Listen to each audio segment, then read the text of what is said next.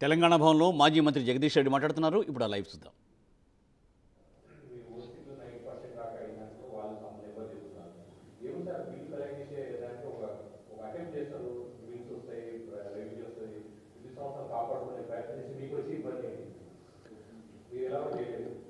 అంటే వాస్తవానికి 98% వసూలు జరిగిందని నేను చెప్పిన మాట మీద నేను నిలబడతా.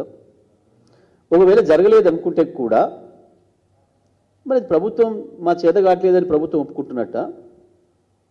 ఒక విద్యుతేనా ఇంకా చాలా రకాలవి కూడా ఉంటాయి. మరి అవి కూడా ప్రైవేటు గుండాలకు రౌడీలకు బహుశర్లకు అప్పచెప్తారా? ఏదైనా ఉంటే ప్రభుత్వానికి ఎవరైనా బాకీ పడి ఉంటే ప్రభుత్వం చాలా విషయాలలో రెవెన్యూ రికవరీ చేస్తుంది. ఎస్ఎఫ్సి లోన్స్ కావచ్చు, ఇతర రకాల పన్నుల చెల్లింపు కావచ్చు, మున్సిపాలిటీలో జిహెచ్ఎంసీలో పన్నుల చెల్లింపు కావచ్చు, నీటి బిల్లుల చెల్లింపు కావచ్చు. అంటే గుండా గ్యాంగులకు రౌడీ గ్యాంగులకు అప్పచెప్తుందా ప్రభుత్వం? అని కేవలం వసూలుకి ఏదో మాకు ఇబ్బంది అవుతుందనే కారణం చేత ఇంకోరికి ఇవ్వడం అంటే ఈ ప్రభుత్వం తన చేతగంతనాన్ని ఒప్పుకోవడమే. అది కూడా చెప్పింది అబద్ధం. 40% వసూలు అవుతుందని చెప్పిన మాట పూర్తి అబద్ధం. 97-98% రికవరీ ఉంది అక్కడి నుంచి కూడా.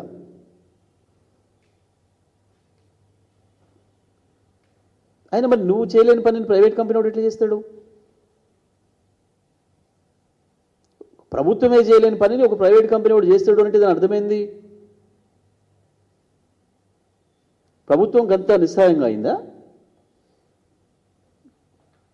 మరి ఎందుకు అంత చేతగాని వాళ్ళు ప్రభుత్వం ఎందుకు నడపాలి?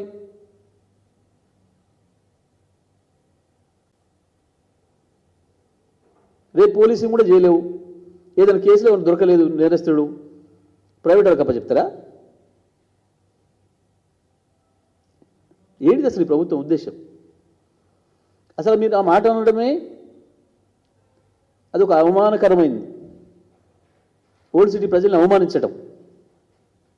రెండవది, ఆ కారణం చేత మేము ఎవరికో రౌడీలకో గుండాలకో అప్పచెప్తాం, మా ప్రభుత్వంతో కావట్లేదు అని చెప్పడము, ప్రైవేట్ కంపెనీకి అప్పచెప్తాం అంటే నువ్వు చేయలేని పనిని ఒక ప్రైవేట్ కంపెనీ చేస్తుంది అని చెప్పి నువ్వు ప్రజలకు సంకేతం ఇస్తున్నావు. ఇది ప్రజాప్రభుత్వం చేసే పనేనా? ఇది మాట్లాడాల్సిన మాటలేనా?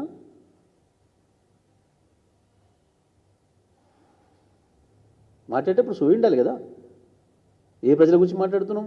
మనకు ఓట్లేసి మనం గెలిపించిన మన ప్రజల గురించి ఇంత అవమానకరంగా మాట్లాడతారా?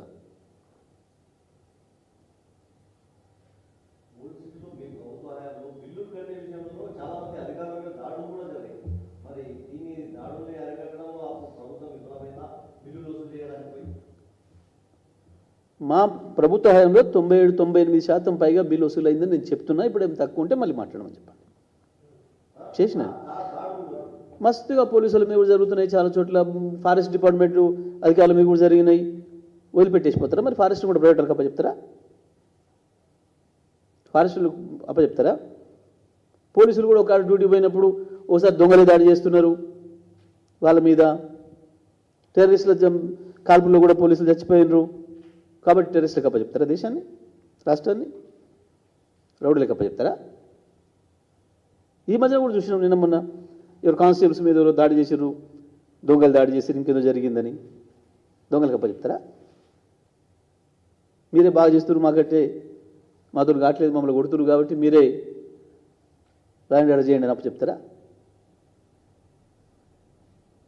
ఏమి ఇండికేషన్ ఇస్తున్నారు?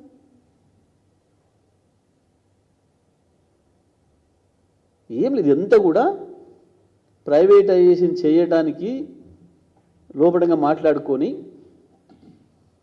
ఏం సాగు చెప్పాలి అంటే ఏది దొరకక చివరికి ప్రజల్ని దొంగల్ని చేసి మన ప్రజల్ని మనం అవమానించుకుంటూ ప్రైవేట్ వాళ్ళకి అప్పచెప్పాలన్న కుట్రలో భాగంగా ఈ మాటలు మాట్లాడుతున్నారు.